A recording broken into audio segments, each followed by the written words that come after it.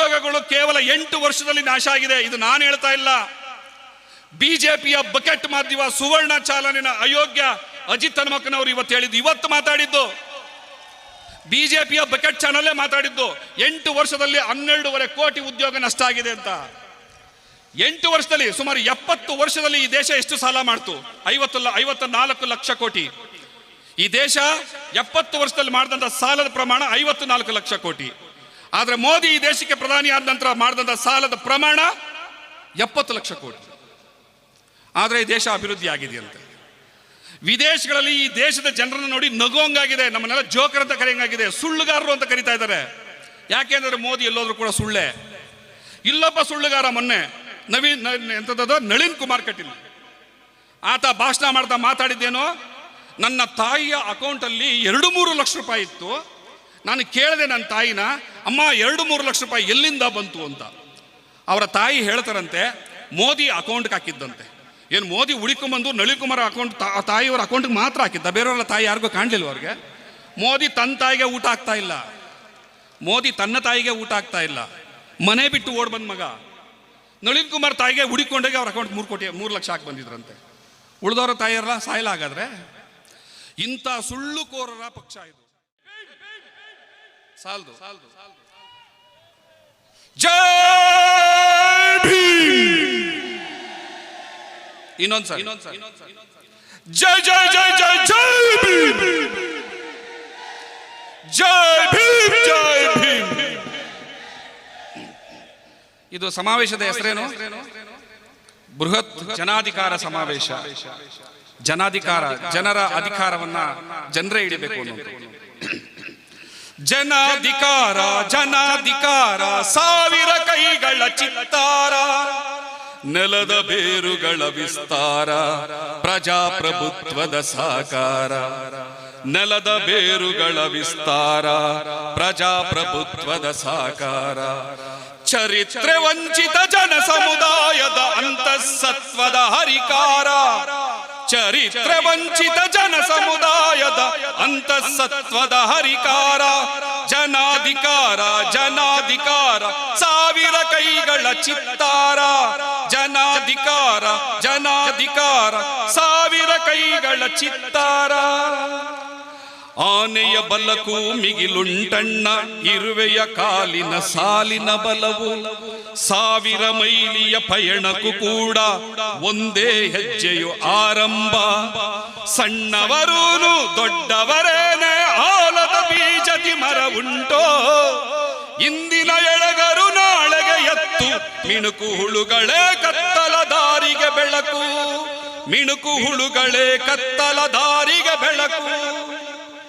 SDPಗೆ vote ಹಾಕಿದ್ರೆ BJP ಬಂದ್ಬಿಡುತ್ತೆ ಅಂತ ಮಾತಾಡ್ತಾರಲ್ಲ, ಅವ್ರಿಗೆ ಹೇಳೋ ಉತ್ತರ ಇದು. ಜನಾಧಿಕಾರ, ಜನಾಧಿಕಾರ, ಸಾವಿರ ಕೈಗಳ ಚಿತ್ತಾರ ಅನ್ನೋದು ನಮ್ಮ ಮಾತು. ನಾವು ಬೆಳೆದಿರೋ ಸಣ್ಣ ಅಂತ ಅವ್ರು ನೋಡ್ತಾ ಇರ್ಲಿ, ಇದ್ರ ರಿಸಲ್ಟ್ ಅನ್ನ 2023 ತೋರಿಸೋಣ. ಈಗಾಗಲೇ ಮಾತಾಡ್ತಿದ್ದಂತ ಹಿರಿಯರೆಲ್ಲರೂ ಕೂಡ ಒಂದು ಮಾತನ್ನ ಹೇಳ್ತಾ ಇದ್ರು. ಈ ಮಂಗಳೂರಿನ ಭಾಗದ ಮಳಲಿ ಮಸೀದಿಗೆ ಸಂಬಂಧಪಟ್ಟಂತೆ ಏನು ಅಂತಂದ್ರೆ, ಆ ಮಳಲಿ ಮಸೀದಿ ವಿಚಾರಕ್ಕೆ ಯಾರಾದ್ರೂ ಕೈ ಇಟ್ರೆ ನಮ್ಮ ಪ್ರಾಣವನ್ನಾದ್ರೂ ಕೂಡ ಒತ್ತೆ ಇಟ್ಟು ನಾವು ಅದನ್ನು ಉಳಿಸ್ಕೊಳ್ತೀವಿ ಅಂತ. ನಾನು ಅದನ್ನ ಒಪ್ಪಲ್ಲ. ಚಪ್ಪಾಳೆ ಹೊಡಿಬೇಡಿ, ನಾನು ಒಪ್ಪಲ್ಲ ಅದನ್ನ. ಆದ್ರೆ ಗೌರವಿಸ್ತೀನಿ ಆ ಮಾತನ್ನ. ಯಾಕೆ ಅಂತಂದ್ರೆ ಇಸ್ಲಾಂ ಅಂದ್ರೆ ಶಾಂತಿ, ತ್ಯಾಗ, ಬಲಿದಾನಗಳ ಪ್ರತೀಕ. ಅದನ್ನ ಅನುಸರಿಸ್ತಾ ಇರೋ ಪ್ರತಿರೂಪವಾಗಿ ಅವ್ರು ಆ ಮಾತನ್ನ ಹೇಳಿದ್ರೆ ಅದು ಗೌರವದ್ದು. ಹೌದು, ನಾವು ಯಾರ ಪ್ರಾಣ ತೆಗೆಯಲ್ಲ, ನಾವು ತ್ಯಾಗವನ್ನ ಮಾತ್ರ ಮಾಡಿ ನಾವು ಅದನ್ನ ತಡಿತೀವಿ. ಆದ್ರೆ ನಾನಿದ್ದೀನಲ್ಲ, ನಾನು ಅಂತವನಲ್ಲ. ನನಗೆ ಬುದ್ಧನೂ ಗೊತ್ತು, ಸಿದ್ಧನಾಕನೂ ಗೊತ್ತು. ಕೇವಲ 500 ಜನ ಸೈನಿಕರು, ಮಹರ್ ಸೈನಿಕರು, 28,000 ಬ್ರಾಹ್ಮಣ ಪೇಶ್ವೆ ಸೈನಿಕರನ್ನ ಕೇವಲ 12 ಗಂಟೆಯಲ್ಲಿ ಒಡೆದಾಕದಂತ ಇತಿಹಾಸ ಇಲ್ಲಂತಹ ಸಿದ್ಧನಾಕನ ಚರಿತ್ರೆ ಕೂಡ ನನಗೆ ಗೊತ್ತು. ಹಾಗಾಗಿ ನಾನು ಮಳಲಿ ಮಸೀದಿಯನ್ನ ಬಿಟ್ಟುಕೊಟ್ರೆ ನಾವು ಶಾಂತಿಯನ್ನ ಬಯಸ್ತೀವಿ, ಸಂಧಾನ ಮಾಡ್ಕೊಳ್ತೀವಿ, ಮುಸಲ್ಮಾನರನ್ನ ನೆಮ್ಮದಿಯಾಗಿ ಬದುಕೋಗಿ ಬಿಡ್ತೀವಿ. ಇಲ್ಲದೆ ಹೋದ್ರೆ ಇಲ್ಲಿ ರಕ್ತ ಕ್ರಾಂತಿ ಆಗುತ್ತೆ, ನಾವು ನುಗ್ಗುತ್ತೀವಿ ಅಂತ ಹೇಳಿಕೆ ಕೊಟ್ಟಂತಹ ರಣಹೇಡಿ ಪ್ರಮೋದ್ ಮುತಾಲಿಕ್ಗೆ ನಾನು ಹೇಳೋದಕ್ಕೆ ಇಷ್ಟಪಡ್ತೀನಿ. ನಾವು ಜೀವವನ್ನ ಒತ್ತೆ ಇಟ್ಟು ಆ ಮಳಲಿಯ ಮಸೀದಿಯನ್ನು ಉಳಿಸ್ಕೊಳ್ಬೇಕಾಗಿಲ್ಲ. ನೀನು ಅಪ್ಪನ ಮಗನಾಗಿದ್ರೆ, ನಿನಗೆ ತಾಕತ್ತಿದ್ರೆ ಇದು ವೇದಿಕೆ ಮಾತಲ್ಲ, ಇದಕ್ಕೆ ಪ್ರೂಫ್ ಕೊಡ್ತೀನಿ. ಅಪ್ಪನ ಮಗನಾಗಿದ್ರೆ ತಾಕತ್ತಿದ್ರೆ ಮಳಲಿ ಮಸೀದಿಗೆ ಪ್ರವೇಶ ಮಾಡಿ ಒಂದು ಇಟ್ಟಿಗೆ ಎತ್ಕೊಂಡು ಹೋಗ್ಬಿಡು ವಾಪಸ್ ಕೊಟ್ಟು ಜೀವಂತ. ಇದು ಈ ವೇದಿಕೆ ಮೇಲಿಂದ ಘಂಟಾಘೋಷವಾಗಿ ಹೇಳ್ತಾ ಇದ್ದೀನಿ. ರಾಜಕೀಯದ ಮಾತಲ್ಲ, ಮತ್ತೆ ಜಂಬದ ಮಾತಲ್ಲ, ಇದು ಪ್ರೂಫ್. ಯಾಕೆ ಅಂತಂದ್ರೆ ಗುಲ್ಬರ್ಗದಲ್ಲಿ ಕಳೆದ ರಾಮನವಮಿ ಹಬ್ಬದ ಆಚರಣೆ ಟೈಮ್ನಲ್ಲಿ ನಾನು ಮಸೀದಿಗೆ ಪ್ರವೇಶ ಮಾಡಿ ರಾಮ ಭಜನೆಯನ್ನ ಮಾಡ್ತೀವಿ ಅನ್ನುವಂತ ಹೇಳಿಕೆಯನ್ನ ಪ್ರಮೋದ್ ಮುತಾಲಿಕ್ ಕೊಟ್ಟಾಗ ಆ ಗುಲ್ಬರ್ಗದ ನನ್ನ ಹೆಮ್ಮೆಯ ಸಹೋದರ ಹನುಮಂತ ಜಿ ಯಳಸಂಗಿ ಅವರ ಎಲ್ಲ ಪಡೆಗಳನ್ನ ಕಟ್ಕೊಂಡು ಮಸೀದಿ ಮುಂದೆ ನಿಂತರು. ನೀನು ಈ ಮಸೀದಿ ಹತ್ರ ಬಂದು ಜೀವಂತವಾಗಿ ವಾಪಸ್ ಹೋಗ್ತೀನಿ ಅಂತ ನಂಬಿಕೆ ಇದ್ರೆ ಇಲ್ಲಿ ಬಾ ಅಂತಂದ್ರು. ಪ್ರಮೋದ್ ಮುತಾಲಿಕ್ ಅಲ್ಲಿಗೆ ಬರಲಿಲ್ಲ. ಈಗ ನಾನು ಅದೇ ಮಾತು ಹೇಳ್ತಾ ಇದ್ದೀನಿ, ತಾಕತ್ತಿದ್ರೆ ಅಲ್ಲಿ ಬರ್ಲಿ, ಹೋಗ್ಲಿ ನೋಡೋಣ. ಪೊಲೀಸ್ ಸ್ಟೇಷನ್ ಅಲ್ಲಿ ಒಂದು ಬೋರ್ಡ್ ಹಾಕಿದ್ರು. ಏನಂತ ಅಂದ್ರೆ, ಕಾನೂನನ್ನ ಯಾರು ಗೌರವಿಸ್ತಾರೋ ಅವರನ್ನ ನಾವು ಗೌರವಿಸ್ತೀವಿ ಅಂತ. ಅದ್ರ ಅರ್ಥ ಏನು? ಕಾನೂನನ್ನ ಯಾರು ಗೌರವಿಸೋದಲ್ವೋ ಅವರನ್ನ ನಾವು ಗೌರವಿಸೋದಿಲ್ಲ ಅಂತಾನೆ ಅರ್ಥ. ಈ ಮಸೀದಿ ವಿಚಾರದಲ್ಲಿ ಕಾನೂನು ಹೋರಾಟ ಮಾಡಿದ್ರೆ ಸಂವಿಧಾನ ನಿಮಗೆ ಕೊಟ್ಟಿರುವಂತಹ ಹಕ್ಕು ನಾವು ಗೌರವಿಸ್ತೀವಿ. ಆದ್ರೆ ಕಾನೂನನ್ನ ಮೀರಿ ನಾನು ನುಗ್ಗುತ್ತೀನಿ, ನಾನು ಕೊಲ್ತೀನಿ, ನಾನು ಹೊಡಿತೀನಿ ಅಂದ್ರೆ ನೀನು ಒಬ್ಬನೇ ಅಲ್ಲ ಗಂಡಸು. ನೀನು ಕಚ್ಚೆ ಕಟ್ಕೊಂಡು ಬಂದ್ರೆ ಅದನ್ನ ಬಿಚ್ಚೋದು ಹೆಂಗೆ ಅಂತ ನನಗೆ ಗೊತ್ತಿಲ್ಲ. ಕಾನೂನು ಗೌರವಿಸೋದ್ರೆ ಪರವಾಗಿಲ್ಲ, ಕಾನೂನು ಪರವಾಗಿ ನಾವು ಕೂಡ ಫೈಟ್. ಕಾನೂನನ್ನ ಮೀರಿ ಬಂದವ್ರನ್ನ ಪೊಲೀಸ್ನವ್ರು ಹೇಳ್ತಾರೆ ನಾವು ಗೌರವಿಸೋದಿಲ್ಲ ಅಂತ. ಪೊಲೀಸ್ನವ್ರು ಹೇಳಿದ್ಮೇಲೆ ನಾನು ಗೌರವಿಸ್ಬೇಕಾ? ನಾನು ಗೌರವಿಸೋದು. ಹಾಗಾಗಿ ಆ ವಿಚಾರ ಒಂದು ಕಡೆ ಇರಲಿ. ಮತ್ತಿದೇ ದಕ್ಷಿಣ ಕನ್ನಡ ಮತ್ತು ಉಡುಪಿ ಭಾಗಕ್ಕೆ ಸಂಬಂಧಪಟ್ಟಂತೆ ನಾನು ಮಾತಾಡಬೇಕು ಅಂತಂದ್ರೆ ಬಹಳ ನೋವಾಗುತ್ತೆ. ಕರ್ನಾಟಕದ SSLC ಅಥವಾ PUC ರಿಸಲ್ಟ್ ಬಂದಾಗ ದಕ್ಷಿಣ ಕನ್ನಡ ಆಗ್ಲಿ ಅಥವಾ ಉಡುಪಿ ಆಗ್ಲಿ ಒಂದರ ನಂತರ ಒಂದು ಪ್ರಥಮ ಸ್ಥಾನದಲ್ಲಿ ನಿಂತ ರಿಸಲ್ಟ್ ಅಲ್ಲಿ. ಆದ್ರೆ ಇವತ್ತೇನಾಗಿದೆ, ಪೆನ್ನು ಹಿಡಿದಿದ್ದಂತಹ ಮಕ್ಕಳ ಕೈನಲ್ಲಿ ಪೆನ್ನನ್ನ ಕಿತ್ಕೊಂಡು ತ್ರಿಶೂಲ ಕೊಟ್ಟಂತ ಪರಿಣಾಮ ಇವತ್ತು ಅದು 13-14ನೇ ಸ್ಥಾನಕ್ಕೆ ಹೋಗಿದೆ. ನಮ್ಮ ಚಿಕ್ಕಬಳ್ಳಾಪುರ, ಪಾವಗಡ, ಗಡಿನಾಡು ಕನ್ನಡಿಗರ ನಾಡದು, ಅಲ್ಲಿ ಒಂದು ಹೊತ್ತಿನ ಊಟಕ್ಕೂ ಕೂಡ ಪರದಾಡಬೇಕಾಗಿರುವಂತ ಪರಿಸ್ಥಿತಿ. ಆದ್ರೆ ಇವತ್ತು ದಕ್ಷಿಣ ಕನ್ನಡ ಮತ್ತು ಉಡುಪಿಗಿಂತಲೂ ಕೂಡ ಅದು ಮುಂದಿನ ಸ್ಥಾನಕ್ಕೆ ಬಂದಿದೆ. ದಕ್ಷಿಣ ಕನ್ನಡ ಮತ್ತು ಉಡುಪಿ ಕೆಳ ಸ್ಥಾನಕ್ಕೆ ಹೋಗಿದೆ. ಪೆನ್ನು ಹಿಡಿತಾ ಇದ್ದಂತಹ ಮಕ್ಕಳ ಕೈನಲ್ಲಿ ತ್ರಿಶೂಲವನ್ನ ಕೊಟ್ಟು, ನೀವು ಹಿಜಾಬ್ನ ತಲೆಗೆ ತುರುಕಿ ಕೇಸರಿ ಶಾಲನ್ನ ಕೊಟ್ಟು ಆ ಮಕ್ಕಳನ್ನ ವಿದ್ಯಾವಂತರನ್ನ ವಂಚಿತರನ್ನಾಗಿ ಮಾಡಿ ಆ ರಿಸಲ್ಟ್ ನ ಸ್ಥಾನದಿಂದ ಮೇಲಿಂದ ಕೆಳಕ್ಕೆ ತಂದಿದ್ದೀರಲ್ಲ, ನಾಚಿಕೆ ಆಗಲ್ವೇನ್ರಯ್ಯ ನಿಮಗೆ? ಭಕ್ತ ಕುನ್ನಿಗಳೇ, ನಿಮಗೆ ನಾಚಿಕೆ ಆಗೋದಿಲ್ಲ? ಯಾವ ಮಕ್ಕಳ ಭವಿಷ್ಯ ಉಜ್ವಲವಾಗಿರ್ಬೇಕಿತ್ತು, ವಿದ್ಯಾವಂತರಾಗಬೇಕಿತ್ತು, ಆ ವಿದ್ಯಾವಂತರ ನಾಡು ಅನ್ನುವಂತ ಆ ಘನತೆ, ಆ ಯೋಗ್ಯತೆ ಎಲ್ಲಿ ಉಳಿಬೇಕಿತ್ತು ಅದನ್ನ ಹಾಳು ಮಾಡಿ ಇವತ್ತು ಧರ್ಮ ಧರ್ಮ ಧರ್ಮ ಅಂತ ಬಡ್ಕೊಂಡು ಸಾಯ್ತಿರಲ್ಲ. ನಿಮಗೆ ಮಾನ ಮರ್ಯಾದೆ ಅನ್ನೋದೇ ಇಲ್ವಾ? ನಿಮಗೆ ತಾಕತ್ತಿದ್ದಿದ್ರೆ ಆ ಪ್ರಥಮ ಸ್ಥಾನವನ್ನ ಉಳಿಸ್ಕೊಳ್ಳೋದ್ರಲ್ಲಿ ತೋರಿಸ್ಬೇಕಿತ್ತು ನಿಮ್ಮ ತಾಕತ್ತನ್ನ. ನೀವು ಕೇವಲ ತ್ರಿಶೂಲ ತ್ರಿಶೂಲ ಅನ್ಕೊಂಡು ಬೀದಿಗೆ ಬಂದ್ರಿ. ಹಿಜಾಬು ಹಿಜಾಬು ಆ ಹಿಜಾಬು ವಿರುದ್ಧ ನಮಗೆ ನ್ಯಾಯ ಬೇಕು ಅಂತ ಬೀದಿಗೆ ಬಂದ್ರಿ. ಇವತ್ತು ಮಕ್ಕಳೆಲ್ಲ ಫೇಲ್ ಆಗಿ ಹೊರಗಡೆ ಕೂತ್ಕೊಂಡು ಇದಾ ಬೇಕಾಗಿರೋದು ನಮಗೆ? ಇದು ನಮಗೆ ಬೇಕಾಗಿರೋದು. ಅದಕ್ಕೆ ನಾವು ಇವತ್ತು ಈ ಕಾರ್ಯಕ್ರಮವನ್ನು ಆಯೋಜಿಸಿ ನಾವು ಹೇಳ್ತಾ ಇರೋದೇನು ಅಂತಂದ್ರೆ, ಪರ್ಯಾಯ ರಾಜಕಾರಣ ಅಂದ್ರೆ ಅದು SDPI. ಯಾಕೆ ಪರ್ಯಾಯ ರಾಜಕಾರಣ? ನಾವೇ SDPI ಮಾತ್ರ ಯಾಕೆ ಮುಂದಿನ ದಿನಗಳಲ್ಲಿ ಪರ್ಯಾಯ ಅಂತ ಹೇಳ್ತಾ ಇದ್ದೀವಿ ನಾವು. ಯಾವ ಪಕ್ಷ ದಲಿತರನ್ನ ಕಾಪಾಡ್ತೀವಿ ಅಂತ ಮಾತನ್ನ ಕೊಟ್ಟು ಸುಳ್ಳು ಹೇಳ್ತು, ಮೋಸ ಮಾಡ್ತು. ಯಾವ ಪಕ್ಷ ಮುಸಲ್ಮಾನರ ಹಕ್ಕುಗಳನ್ನ ಕಾಪಾಡ್ತೀವಿ ಅಂತ ಮಾತನ್ನ ಕೊಟ್ಟು ಮೋಸ ಮಾಡಿದ್ರು. ಯಾವ ಪಕ್ಷ ದಲಿತರು ಮತ್ತು ಮುಸಲ್ಮಾನರ ಐಕ್ಯತೆಯನ್ನ ಕಾಪಾಡ್ತೀವಿ ಅಂತ ಮಾತು ಕೊಟ್ಟು ಮೋಸ ಮಾಡಿದ್ರು. ಯಾವ ಒಂದು ಪಕ್ಷ ಈ ಕರ್ನಾಟಕ ರಾಜ್ಯದ ಬಹುದೊಡ್ಡ ಜನಸಂಖ್ಯೆ ಆದಂತಹ ಮುಸಲ್ಮಾನರು ಮತ್ತು ದಲಿತರ ಹಕ್ಕುಗಳನ್ನ, ಅಭಿವೃದ್ಧಿಯನ್ನ ಕಾಪಾಡ್ತೀವಿ ಅಂತ ಮಾತನ್ನ ಕೊಟ್ಟು ಮೋಸ ಮಾಡಿದ್ರು. ಆ ಕಾಂಗ್ರೆಸ್ ಪಕ್ಷ ಇವತ್ತು ಬದುಕಿಲ್ಲ, ಸತ್ತೋಗಿದೆ. ಅದು ಮುಸಲ್ಮಾನರ ವಿಚಾರ ಇರಲಿ, ದಲಿತರ ವಿಚಾರ ಇರಲಿ, ಮುಸಲ್ಮಾನರ ಮೇಲೆ ಹಲ್ಲೆ ಆದಾಗಲಿ, ದಲಿತರ ಮೇಲೆ ಹಲ್ಲೆ ಆದಾಗಲಿ ನಾನು ಮಾತಾಡೋದಿಲ್ಲ ಅಂತ ಯಾವಾಗ ಬಾಯಿಗೆ ಲಕ್ವ ಹೊಡೆದಿರೋ ರೀತಿ ಸತ್ತು ಬಿದ್ದೋಯ್ತು, ಆಗ ಪರ್ಯಾಯ ಯಾರು? ಮತ್ತೆ ಪರ್ಯಾಯ ಬೇರೆ ಯಾರು ಅಲ್ಲ, ಅವಾಗ ನಾವೇನೆ SDPI ಪರ್ಯಾಯ. ಮೋಸಗಾರರು ಬಂದು ನಮ್ಮ ಮುಂದೆ ನಿಂತ್ಕೊಂಡಾಗ ನಾನು ಹಿಜಾಬ್ ವಿಚಾರಕ್ಕೆ ಮಾತಾಡೋದಿಲ್ಲ, ದೇವಸ್ಥಾನದ ಆವರಣದಲ್ಲಿ ಮುಸಲ್ಮಾನರು ವ್ಯಾಪಾರ ಮಾಡೋದಕ್ಕೆ ನಾನು ಅವಕಾಶ ಮಾಡಿಕೊಡಲ್ಲ ಅಂತ ಸರ್ಕಾರ ಹೇಳಿದಾಗ, ಆ ಪುಂಡು ಪೋಖ್ರಿಗಳು ಹೇಳಿದಾಗ ನಾನು ಮಾತಾಡೋದಿಲ್ಲ. ಈ ಮಳಲಿ ಮಸೀದಿ ವಿಚಾರದಲ್ಲಿ ನಾನು ಮಾತಾಡೋದಿಲ್ಲ, ಹಿಜಾಬ್ ವಿಚಾರದಲ್ಲಿ ಮಾತಾಡೋದಿಲ್ಲ, ಹಲಾಲ್ ವಿಚಾರದಲ್ಲಿ ಮಾತಾಡೋದಿಲ್ಲ. ಯಾವ ವಿಚಾರದಲ್ಲೂ ಮಾತಾಡಿಲ್ಲ ಅಂತಂದ್ರೆ ನೀನು ಬದುಕಿದ್ದು ಪ್ರಯೋಜನ ಏನು? ಇಂಥ ಕಾಂಗ್ರೆಸ್ ಅನ್ನ ನಂಬಿಕೊಂಡು ಈ ನಾಡಿನ ದಲಿತ ಸಮುದಾಯ, ಮುಸಲ್ಮಾನ ಸಮುದಾಯ ಆತ್ಮಹತ್ಯೆ ಮಾಡ್ಕೊಳ್ತಿರೋ ಸಂದರ್ಭದಲ್ಲಿ SDPI ಹೆಮ್ಮೆಯಿಂದ ಎದೆ ತಟ್ಟಿ ಹೇಳ್ತಾ ಇದೆ, ನಾವು ಪರ್ಯಾಯ. ಈ ಸರ್ಕಾರದ ಭಾಗವಾಗಿ ಕೇವಲ ಕೆಲವು ಬೆರಳೆಣಿಕೆ ಧ್ವನಿಗಳು ವಿಧಾನಸೌಧದ ಒಳಗಡೆ ಹೋದ್ರು ಕೂಡ ನಾ ಚಾಲೆಂಜ್ ಮಾಡಿ ಹೇಳ್ತೀನಿ, 224 MLAಗಳು ಇವತ್ತೇನಿದಾರಲ್ಲ ಅವರೆಲ್ಲ ಒಂದು ಕಡೆ ನಿಂತ್ಕೊಳ್ಳಿ. ಕೇವಲ ಬೆರಳೆಣಿಕೆ 4-5 ಜನ SGPನ MLAಗಳು ಒಂದು ಕಡೆ ನಿಂತ್ಕೊಳ್ಳಿ. ಆ 224 ನರಸತ್ತ MLAಗಳ ಬಾಯನ್ನು ಮುಚ್ಚುವಂತ ತಾಕತ್ತು ಈ SGPನ MLAಗಳು ಬರುತ್ತೆ. ಯಾಕೆ ನಾನು ನರಸತ್ತ ಅಂತಂದ್ರೆ ಅದು ಬೈಗುಳಲ್ಲ, ಅಸಭ್ಯವಾದ ಪದ ಅಲ್ಲ. ಅದು ನರಸತ್ವ ಇದ್ರೆ ವೀಕ್ ಆಯ್ತು ಅಂದ್ರೆ ವೀಕ್ನೆಸ್ MLAಗಳು ಅವರೆಲ್ಲ. ನರಸತ್ವ ಇದ್ರೆ ಈ ಕೈಯಲ್ಲೆಲ್ಲ ಆಡ್ತಾ ಇಲ್ಲ ನರಸತ್ತಿದೆ ಅಂತ ವೀಕ್ನೆಸ್ ಬಂದಿದೆ ಅವರಿಗೆಲ್ಲ. ಕಾಂಗ್ರೆಸ್ನ MLAಗಳು ನಿಮ್ಮ ದಲಿತರ ವಿಚಾರದಲ್ಲಿ ಮಾತಾಡಬೇಡಿ ಅಂತ ದಲಿತ ಪ್ರತಿನಿಧಿಗಳಿಗೆ ಹೇಳ್ತಾರೆ. ಅದೇ ಕಾಂಗ್ರೆಸ್ಸಿನ ಆಡಳಿತ ಮುಸಲ್ಮಾನರ ವಿಚಾರದಲ್ಲಿ ಮುಸಲ್ಮಾನರು ಮಾತಾಡಬೇಡಿ ಅಂತ ಅವ್ರನ್ನ ಬೆದರಿಸ್ತಾರೆ. ನಾನು ನಮ್ಮವ್ರ ಪರವಾಗಿ ಮಾತಾಡೋದಿಲ್ಲ ಅಂದ್ರೆ ಬದುಕಿಲ್ಲ ಅಂತ ಅರ್ಥ. ಮತ್ತೆ ಬದುಕಿದ್ದೇನು ಪ್ರಯೋಜನ? ಇಂಥ ಆಡಳಿತ ವ್ಯವಸ್ಥೆಯಲ್ಲಿ SGPI ಪರಿಹಾರ, ನಾವೇ ಪರಿಹಾರ, ನಾವಲ್ಲದೆ ಇನ್ಯಾರೂ ಅಲ್ಲ ಅಂತ ನಾವು ಎದೆ ತಟ್ಟಿ ಇವತ್ತು ಹೇಳ್ತಾ ಇದ್ದೀವಿ. ಮತ್ತೆ ಯಾಕಾಗಿ SGPI ಬೇಕು ಅಂತ ನಿಮ್ಗೆ ಅರ್ಥ ಆಗ್ಬೇಕು ಅಂತಂದ್ರೆ, ಕೆಲವು ನಮ್ಮ ಹಕ್ಕು ಅಧಿಕಾರಗಳನ್ನ ಕಾಪಾಡ್ಕೊಳ್ಳುವಂಥದ್ದು. ಮೊದಲನೇದಾಗಿ ಇವತ್ತು ಈಶ್ವರಪ್ಪನವರು ಒಂದು ಮಾತನ್ನ ಮೊನ್ನೆ ಹೇಳಿದ್ರು. ಭಾರತ ದೇಶದಾದ್ಯಂತ 36,000 ಮಂದಿರಗಳನ್ನ ಕೆಡವಿ ಮಸೀದಿಗಳನ್ನ ಕಟ್ಟಿದ್ದಾರೆ. ಆ 36,000 ಮಸೀದಿಗಳನ್ನ ಮತ್ತೆ ಕೆಡವಿ ನಾವು ಮಂದಿರಗಳನ್ನಾಗಿ ಮಾಡ್ತೀವಿ, ಅಲ್ಲಿವರೆಗೂ ನಾವು ನಿದ್ದೆ ಮಾಡೋದಿಲ್ಲ ಅಂತ.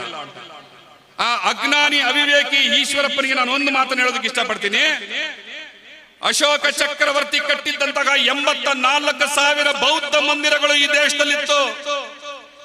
ಯಾವಾಗ ಈ ದೇಶದಲ್ಲಿ ರಾಜ ಬೃಹದತ್ತ ಮೌರ್ಯ ವಂಶದ ಕೊನೆ ರಾಜ ಬೃಹದತ್ತ ಮೌರ್ಯವನನ್ನ ಕೊಂದು ಪುಷ್ಯಮುತ್ರ ಶುಂಗ ಅನ್ನುವಂತ ಒಬ್ಬ ಬ್ರಾಹ್ಮಣ ಪಿಂಡ ಈ ದೇಶದಲ್ಲಿ ಅಧಿಕಾರ ಹಿಡಿತಾನೆ.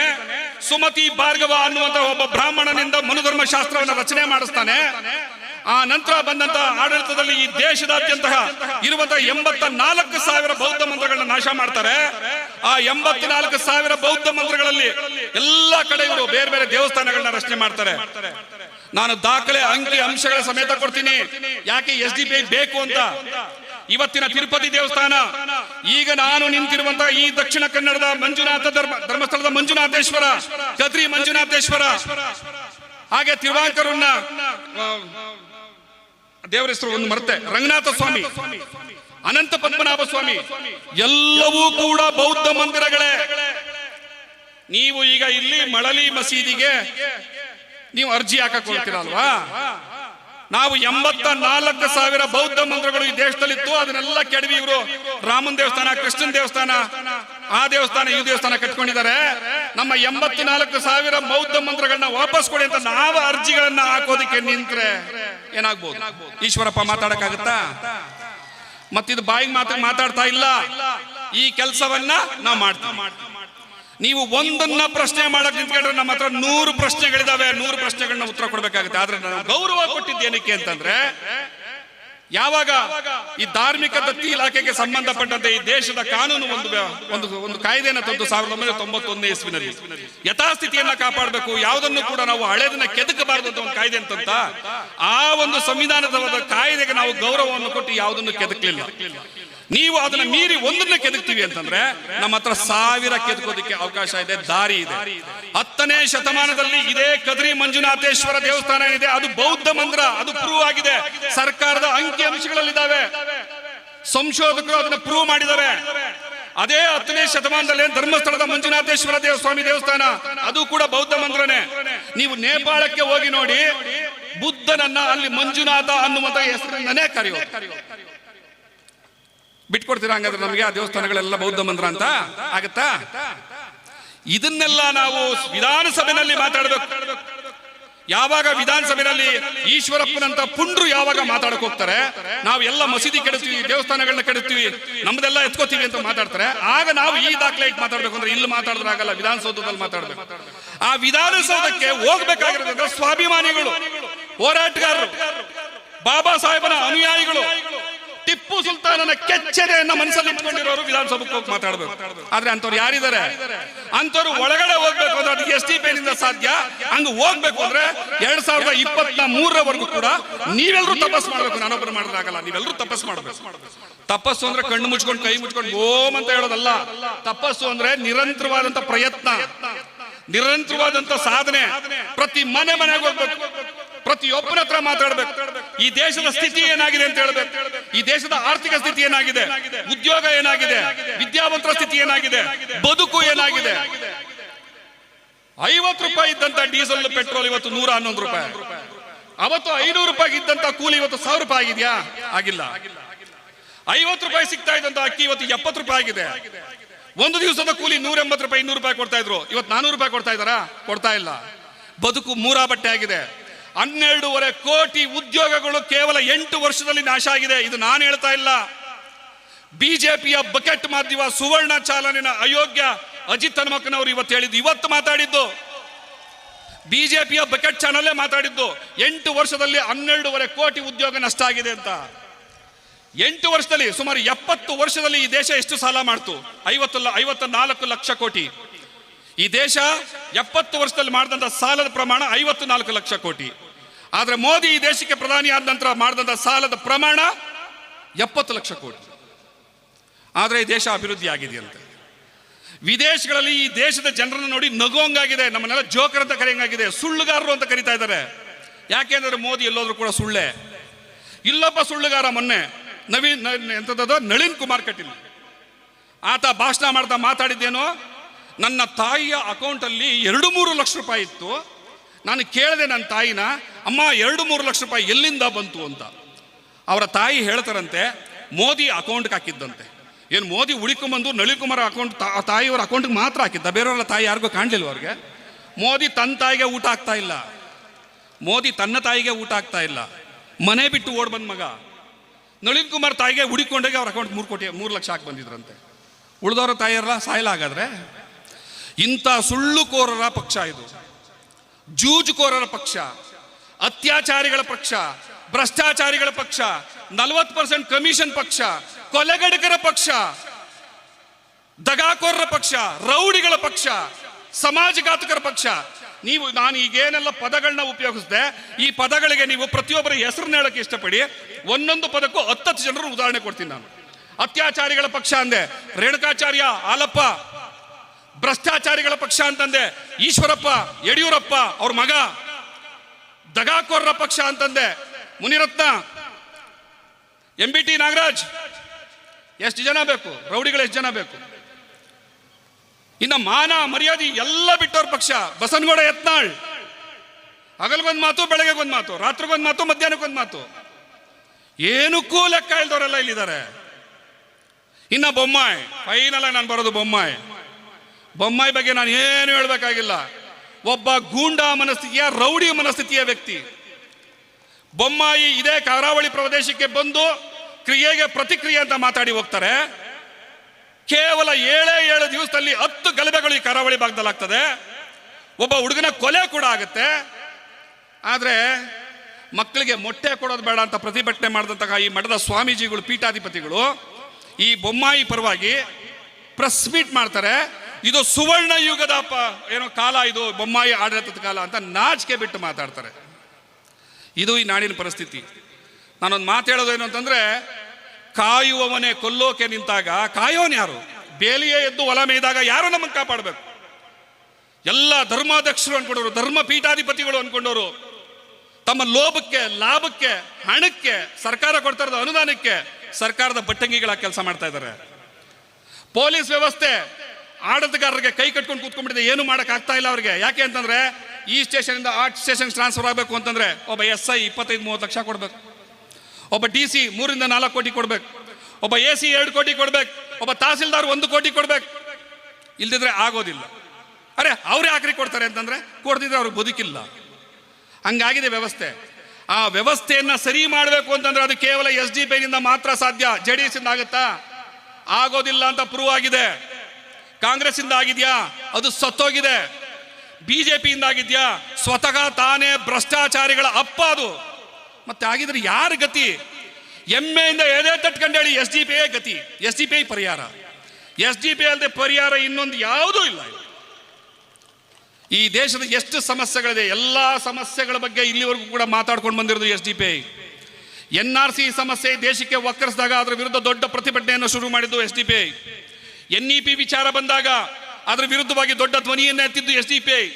ಆದ್ರೆ ಈ ಸಮಸ್ಯೆ ಕಾಂಗ್ರೆಸ್ನವ್ರಿಗೋ ಜನತಾದಳದವ್ರಿಗೋ ಇನ್ನಿತರೋ ಮತ್ತರಿಗೋ ಅರ್ಥ ಆಗ್ಲಿಲ್ಲ. NEP ಇಂದ ಏನು ಅನಾಹುತ ಆಗುತ್ತೆ, ಈ ದೇಶ ಯಾವ ದಿಕ್ಕಿನತ್ತ ಸಾಗುತ್ತೆ, ಎಂತ ಮೌಢ್ಯ ಸೃಷ್ಟಿಯಾಗುತ್ತೆ ಅಂತ SDPI ಮೊದಲನೇದಾಗಿ ಮಾತಾಡೋಕೆ ಶುರು ಮಾಡ್ತು. ಯಾರಿಗೂ ಅರ್ಥ ಆಗಲಿಲ್ಲ, ಬೆಂಬಲ ಕೊಡ್ಲಿಲ್ಲ. ಆದ್ರ ಪರಿಣಾಮ ಇವತ್ತು ಪಠ್ಯ ಪುಸ್ತಕಗಳ ಪರಿಷ್ಕರಣೆ ಆಯ್ತು. ಯಕಶ್ಚಿತ್ ಒಬ್ಬ ಟ್ರೋಲರ್, ಫೇಸ್ಬುಕ್ ನಲ್ಲಿ ಒಬ್ಬ ಟ್ರೋಲರ್ ಮಹಾತ್ಮ ಗಾಂಧಿಯನ್ನ ಆಡ್ಕೊಂಡಂತವನು, ಬಾಬಾ ಸಾಹೇಬ್ ಅಂಬೇಡ್ಕರ್ನ ತುಚ್ಛವಾಗಿ ಮಾತಾಡಿದಂತವನು, ರಾಷ್ಟ್ರಕವಿ ಕುವೆಂಪು ಬಗ್ಗೆ ಕೆಟ್ಟದಾಗಿ ಮಾತಾಡಿದವನು, ನಾಡಗೀತೆ ನಮ್ಮ ನಾಡಗೀತೆ ಬಗ್ಗೆ ಕೆಟ್ಟದಾಗಿ ಮಾತಾಡಿದಂತವನು, ನಮ್ಮ ನಾಡ ಧ್ವಜ ಅದನ್ನ ತನ್ನ ಅಂಡರ್ವೇರ್ಗೆ ಹೋಲಿಸಿದಂತವನು, ಅಂತ ಅವಿವೇಕಿ ಅಯೋಗ್ಯ ಲೋಫರ್ನ ಕರ್ಕೊಂಡು ಬಂದು ಪಠ್ಯಪುಸ್ತಕ ಪರಿಷ್ಕರಣೆಗೆ ಕೂರಿಸಿದ್ರು. ಮತ್ತೆ ಅವನು ಯಾರು ಅಂತ ಈ ರಾಜ್ಯದ ಶಿಕ್ಷಣ ಮಂತ್ರಿಗೆ ಗೊತ್ತಿಲ್ಲ. ಶಿಕ್ಷಣ ಮಂತ್ರಿ ಪತ್ರಿಕಾಗೋಷ್ಠಿಯಲ್ಲಿ ಕೂತ್ಕೊಂಡು ಮಾತಾಡ್ತಾರೆ. ಅವನು IIT ಮತ್ತು CET ಪ್ರೊಫೆಸರ್ ಅಂತೆ. ಒಬ್ಬ ಪ್ರೊಫೆಸರ್ ಆಗಬೇಕು ಅಂದ್ರೆ ಇರಬೇಕಾಗಿರೋ ವಿದ್ಯಾರ್ಹತೆ ಏನು ಸ್ವತಃ ಒಬ್ಬ ಶಿಕ್ಷಣ ಸಚಿವನು ಗೊತ್ತಿಲ್ಲ. ಆ ಶಿಕ್ಷಣ ಸಚಿವನಂತ ದಡ್ಡ ಈ ಕರ್ನಾಟಕಕ್ಕೆ ಇನ್ನೊಬ್ಬ ಸಿಕ್ಕಿರಲಿಲ್ಲ. ಮುಖ್ಯಮಂತ್ರಿ ಅಂತ ಒಬ್ಬ ಗೂಂಡಾ ಮನಸ್ಥಿತಿಯನ್ನು ಈ ದೇಶಕ್ಕೆ ರಾಜ್ಯಕ್ಕೆ ಸಿಕ್ಕಿರಲಿಲ್ಲ. ಇಂಥ ಅನಾಹುತ ಆಗಿದೆ. ಆ ಪಠ್ಯ ಪುಸ್ತಕದಲ್ಲಿ ಇವತ್ತು ಕುವೆಂಪು ಅವ್ರ ಪಾಠ ತೆಗೆದಾಕಿದ್ದಾರೆ, ದೇವನೂರು ಮಹಾದೇವನವ್ರ ಪಾಠಕ್ಕೆ ಅವಮಾನ ಮಾಡಿದ್ದಾರೆ. ಅವರ ಪರಿಸ್ಥಿತಿಯನ್ನು ಅವರ ಪರಿಚಯವನ್ನು ಮಾಡುವಾಗ ಇಷ್ಟು ಮಾಡ್ತಾರೆ. ಇನ್ಯಾರೋ ಶತಾವಧಾನಿ ಗಣೇಶ ಅಂತೆ, ಮತ್ತಿನ್ಯಾರೋ ಚಕ್ರವರ್ತಿ ಸೂಲಿಬೆಲೆ ಅವ್ರ ಪಾಠಗಳನ್ನ ನಮ್ಮ ಮಕ್ಕಳು ಓದ್ಬೇಕಂತೆ. ಆ ಪಾಠದಲ್ಲಿ ಏನಿದೆ ಅಂತ ಹೇಳ್ತೀನಿ. ಯಜ್ಞ ಯಾಗಾದಿಗಳು ಈ ದೇಶದ ಅಸ್ಮಿತೆ. ಯಜ್ಞ ಯಾಗ ಮಾಡುವಂಥದ್ದು ದೇಶಕ್ಕೆ ಪೂರಕವಾದಂತು, ನಮ್ಮ ಮಕ್ಕಳ ಮನಸ್ಥಿತಿಯನ್ನು ಬದಲಾಯಿಸುತ್ತೆ, ತ್ಯಾಗ ಮನೋಭಾವನೆಯನ್ನು ಕಲಿಸುತ್ತೆ ಯಾಗ ಯಜ್ಞಗಳು ಅಂತ. ಆದ್ರೆ ಬಾಬಾ ಸಾಹೇಬ್ ಅಂಬೇಡ್ಕರ್ ಹೇಳ್ತಾರೆ, ಯಾಗ ಯಜ್ಞಗಳು ಅನಾಚಾರದ ಕೂಪಗಳು, ಯಾಗ ಯಜ್ಞಗಳು ಅನಿಷ್ಟಗಳು. ಯಾಕೆ ಅಂತಂದ್ರೆ 2 ಯಾಗದ ಉದಾಹರಣೆ 1 ನಿಮಿಷದಲ್ಲಿ ಕೊಡ್ತೀನಿ. ಒಂದು ಪುತ್ರಕಾಮೇಷ್ಟಿ ಯಾಗ ಅಂತ ಬರುತ್ತೆ. ಪುತ್ರಕಾಮೇಷ್ಟಿ ಯಾಗ ಇದನ್ನ ನಮ್ಮ ಮಕ್ಕಳು ಓದಬೇಕಾ ಪಾಠದಲ್ಲಿ. ನಾನು ಇದನ್ನ ಮಾತಾಡಲೇಬೇಕು, ಇದು ಔಟ್ ಆಫ್ ಸಬ್ಜೆಕ್ಟ್ ಅಲ್ಲ. ಈಗ SLC ಮಕ್ಕಳು ಇದ್ರ ಬಗ್ಗೆ ಓದಬೇಕಾಗಿದೆ. ಈ ಪಾಠ ಪುಸ್ತಕವನ್ನ ಮಕ್ಕಳು ಏನಾದ್ರು ಓದಿದ್ರೆ ಮುಂದೆ ಏನಾಗ್ತಾರೆ ಅಂತ ನಿಮಗೆ. ನಾವಿವಾಗ ಒಕ್ಕೋರ್ಲಿಂದ ಇಡೀ ರಾಜ್ಯದ ಎಲ್ಲ ಜನರು ಕೂಡ ಈ ಪಾಠ ಪುಸ್ತಕಗಳ ವಿರುದ್ಧ ನಿಂತ್ಕೊಂಡು ಮಾತಾಡಬೇಕಾಗಿದೆ. ಅದನ್ನ ಕ್ಯಾನ್ಸಲ್ ಆಗೋವರೆಗೂ ಕೂಡ ನಾವು ಮಲಗೋಂಗಿಲ್ಲ. ಒಂದ್ ವೇಳೆ ಈ ಪುಸ್ತಕಗಳನ್ನೇನಾದ್ರೂ ಬಿಟ್ರೆ ಪ್ರತಿಯೊಬ್ಬ ಮಕ್ಕಳ ಮನಸ್ಸಿನಲ್ಲಿ ವಿಷಪ್ರಾಶನ ಆಗ್ತದೆ. ಅವರೆಲ್ಲರೂ ಕೂಡ ವಿಷದ ಮನುಷ್ಯರಾಗ್ತಾರೆ. ನಾಳೆ ದಿವಸ ಅವರು ಬೆಳೆದು ದೊಡ್ಡವರಾದ್ಮೇಲೆ ಅವ್ರು ಕಕ್ಕೋದು ಕೂಡ ವಿಷ ಆಗುತ್ತೆ, ಸಮಾಜ ಸತ್ತೋಗುತ್ತೆ. ಹಾಗಾಗಿ ಆ ಪಾಠಗಳ ವಿರುದ್ಧ ನಾವು ಮಾತಾಡಬೇಕು ಅಂತಂದ್ರೆ ಆ ಪಾಠಗಳು ಏನ್ ಹೇಳ್ತವೆ? ಪುತ್ರಕಾಮೇಷ್ಟಿ ಯಾಗ. ಏನು ಪುತ್ರಕಾಮೇಷ್ಟಿ ಯಾಗ? ಯಾವ ರಾಜನಿಗೆ ತನ್ನ ಹೆಂಡತಿ ಜೊತೆನಲ್ಲಿ ಮಕ್ಕಳು ಮಾಡೋದು ಸಾಧ್ಯ ಆಗೋದಿಲ್ಲ, ಆ ರಾಜ ಋಷಿ ಮುನಿಗಳನ್ನ ಕರ್ಕೊಂಡು ಬಂದು ಸುಮಾರು 7 ದಿವಸಗಳ ಕಾಲ ಯಾಗವನ್ನ ಮಾಡ್ತಾನೆ. ಆ ಪುತ್ರಕಾಮೇಷ್ಟಿ ಯಾಗದ ಪ್ರಕಾರವಾಗಿ ಆ ರಾಣಿ ಯಾಗವನ್ನ ಮಾಡೋದಕ್ಕೆ ಬಂದಂತಹ ಋಷಿ ಮುನಿಗಳ ಜೊತೆಯಲ್ಲಿ ಮಲಗಬೇಕು. ಅದರ ಪರಿಣಾಮವಾಗಿ ಹುಟ್ಟುವಂತಹ ಮಗುವನ್ನ ಈ ರಾಜ ಮಹಾಪ್ರಸಾದ ಅಂತ ಸ್ವೀಕಾರ ಮಾಡಬೇಕು. ಇದು ಪುತ್ರಕಾಮೇಷ್ಟಿ ಯಾಗ. ಒಪ್ಕೋತಾರ? ನಾನು ಪುತ್ರಕಾಮೇಷ್ಟಿ ಯಾಗ ಮಾಡ್ತೀನಿ, ನನ್ನ ಮಕ್ಕಳು ಪುತ್ರಕಾಮೇಷ್ಟಿ ಯಾಗದಲ್ಲಿ ಹುಟ್ಲಿ ಅಂತ ಇವ್ರು ಒಪ್ಕೋತಾರ? ಹಾಗಾದ್ರೆ ಅದು ಶ್ರೇಷ್ಠ ಭಾರತದ ಸಂಸ್ಕೃತಿ, ಒಪ್ಕೊಳ್ಳಿ ಹಾಗಾದ್ರೆ. ಮತ್ತೊಂದು ಅಶ್ವಮೇಧ ಯಾಗ. ಯಾವ ರಾಜ ಅಶ್ವಮೇಧ ಯಾಗವನ್ನು ಮಾಡ್ತಾನೆ, ಆ ಅಶ್ವ ಅಂದ್ರೆ ಕುದುರೆ, ಆ ಕುದುರೆ ಜೊತೆಯಲ್ಲಿ ತನ್ನ ಹೆಂಡತಿಯನ್ನ ಮಲಗಿಸಿ ಆ ಕುದುರೆಯನ್ನ ಕಳಿಸ್ಬೇಕು.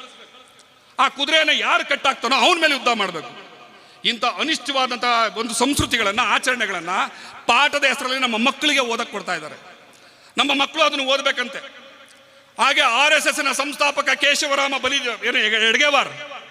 ಬಲಿರಾಮ ಹೆಡ್ಗೇವಾರ್, ಆ ಕೇಶವ ಬಲಿರಾಮ ಹೆಡ್ಗೇವಾರ್ ನಮ್ಮ ದೇಶದ ಯುವಕರಿಗೆ ದೇಶದ ಸ್ವಾತಂತ್ರ್ಯದ ಹೋರಾಟದಲ್ಲಿ ಭಾಗವಹಿಸೋದು ತಪ್ಪು, ನಾವು ಇಂಗ್ಲಿಷ್ನವರ ಪರವಾಗಿರಬೇಕು, ಇಂಗ್ಲಿಷ್ನವರು ನಮ್ಮ ಸನಾತನ ಧರ್ಮವನ್ನು ಉಳಿಸೋದಕ್ಕೆ ನಮಗೆ ಸಹಾಯ ಮಾಡ್ತಾರೆ, ಹಾಗಾಗಿ ಇಂಗ್ಲಿಷ್ನವರ ಸೈನ್ಯದಲ್ಲಿ ನಾವು ಸೇರ್ಕೋಬೇಕು ಅಂತ ಈ ದೇಶದ ಯುವಕರಿಗೆ ಕರೆ ಕೊಟ್ಟಂತ ಒಬ್ಬ ದೇಶದ್ರೋಹಿ, ಆತನ ಪಾಠವನ್ನು ನಾವು ಓದಬೇಕಂತ. ಈ ದೇಶದ ಇಡೀ ಸಂಪತ್ತನ್ನೆಲ್ಲ ತೆಗೆದು ದೇಶದ ಒಂದು ಹಳ್ಳಿ, ಮೂಲೆ ಹಳ್ಳಿಯಿಂದ ಹಿಡಿದು ದೆಹಲಿಯವರೆಗೂ ಕೂಡ ರಸ್ತೆಗಳನ್ನ ಹಾಕಿದ್ರೆ ಚಿನ್ನದ ರಸ್ತೆ ಹಾಕ್ಬೋದು, ಅಷ್ಟು ದುಡ್ಡು ನಮ್ಮ ಹತ್ರ ಇದೆ ಅಂತ ಸುಳ್ಳು ಹೇಳೋದು ಒಬ್ಬ ಯಂಗ್ ಪುಂಗ್ಲಿ ಖ್ಯಾತಿ ಚಕ್ರವರ್ತಿ ಸೂಲಿಬೆಲೆ, ಅವನ ಪಾಠವನ್ನು ನಮ್ಮ ಮಕ್ಕಳು ಓದಬೇಕು. ನಾವಿಲ್ಲಿ ವಿವೇಕಾನಂದರನ್ನು ಓದಂಗಿಲ್ಲ, ರಾಣಿ ಅಬ್ಬಕ್ಕನ ಓದಂಗಿಲ್ಲ, ಕಿತ್ತೂರು ರಾಣಿ ಚೆನ್ನಮ್ಮನ ಓದಂಗಿಲ್ಲ, ಝಾನ್ಸಿ ರಾಣಿ ಲಕ್ಷ್ಮೀಬಾಯಿ ಓದಂಗಿಲ್ಲ, ಸಂಗೊಳ್ಳಿ ರಾಯಣ್ಣ ಓದಂಗಿಲ್ಲ, ಮಹಾತ್ಮ ಗಾಂಧಿನ ಓದಂಗಿಲ್ಲ, ತಾಂತ್ಯಾ ಟೋಪಿನ ಓದಂಗಿಲ್ಲ, ಯಾರನ್ನೂ ಓದಂಗಿಲ್ಲ. ಈ ಅಜ್ಞಾನಿಗಳನ್ನ ಓದಬೇಕು, ಅವಿವೇಕಿಗಳನ್ನ ಓದಬೇಕು, ಸಂಸ್ಕೃತಿ ಹೆಸರಿನಲ್ಲಿ ಅನಾಚಾರಗಳನ್ನ ಮಾಡುವಂಥವ್ರನ್ನ ಓದಬೇಕು ಅಂತ ಇವತ್ತು ಪ್ರಯತ್ನ ಮಾಡ್ತಾ ಇದ್ದಾರೆ. ಈ ಪಠ್ಯ ಪುಸ್ತಕಗಳ ವಿರುದ್ಧ ದೊಡ್ಡ ಹೋರಾಟ ಆಗಬೇಕು.